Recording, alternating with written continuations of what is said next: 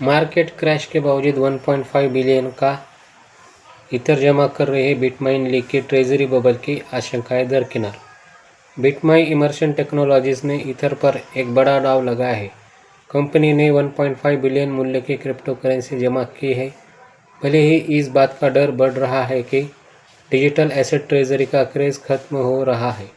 यह आक्रामक खरीदारी हाल ही में बाजार में आई तेज़ गिरावट के बाद हुई है और यह ऐसे समय में हुई है जब इन फ्रस्ट्रेटेड प्रमुख विश्लेषक टिम ली ने डैट बबल के संभावित रूप से फटने की बात स्वीकार करते हुए भी ईथर पर अपना रुख तेज रखा है। क्रैश के बाद भारी खरीदारी। बाजार में पिछले सप्ताह के अंत में रिकॉर्ड लिक्विडेशन इवेंट के बाद कंपनी ने कुल 3,79,271 ETH की नवीनतम खरीदारी 3 अलग अलग चरणों में की है। आर्काम इंटेलिजेंस और BMNR बुल्स के ऑन चेन डेटा के अनुसार बिटमाइन ने क्रैश के तुरंत बाद 202,037 ETH, गुरुवार को 104,336 ETH और शनिवार को अंतिम 72,898 ETH खरीदे। हालांकि इन खरीदारियों की बिटमाइन द्वारा आधिकारिक पुष्टि होना अभी बाकी है, लेकिन यह कंपनी के अटूट विश्वास को दर्शाती है।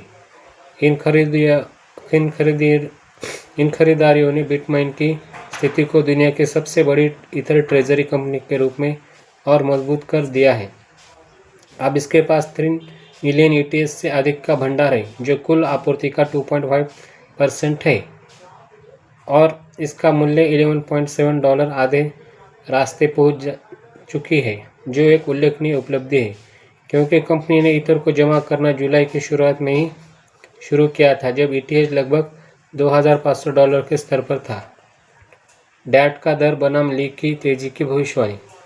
ये लगातार आक्रामक खरीदारी डैट सेक्टर के बारे में लीक के हालिया मूल्यांकन के बावजूद हुई है। उन्होंने फॉर्च्यून को बताया कि कई डैट अपने शुद्ध संपत्ति मूल्य यानी उनकी अंतर्निहित क्रिप्टो होल्डिंग्स के मूल्य के कम कारोबार कर रहे हैं, जो दर्शाता है कि बबल शायद पहले ही फट चुका है।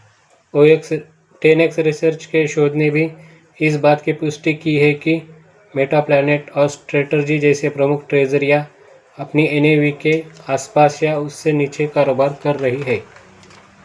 हालांकि डैट के इस पतन को कुछ लोग एक अवसर के रूप में देख रहे हैं, क्योंकि मजबूत पूंजी आधार वाली फर्मों को सार्थक अल्फा उत्पन्न करने के लिए अच्छी स्थिति में माना जा रहा है। हुबोई के संस्थापक ली लिन ने कहा भी कथित तौर पर $1 बिलियन जुटाए ताकि एक ईथर ट्रेजरी में निवेश करने की रणनीति पर काम किया जा सके। डैट की चिंताओं के बावजूद ली एक कट्टर इथेरियम बुल बने हुए हैं। उन्होंने ARK इन्वेस्ट की CEO कैथी वुड को यहाँ तक कहा कि इथेरियम बिटकॉइन को वैसे ही पलट सकता है जैसे 71 के बाद वॉल स्ट्रीट और इक्विटी ने गोल्ड को पलटा था।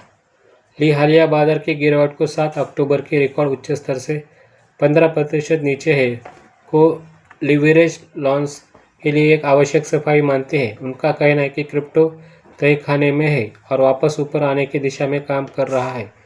उन्होंने ये भी कहा कि इस साल गोल्ड के मजबूत प्रदर्शन के कारण गोल्ड ईर्ष्या भी एक कारक है जो क्रिप्टो की कीमतों को नीचे रख रहा है। ऐसी ही जानकारी के लिए हमारे चैनल के साथ बने रहें। धन्यवाद।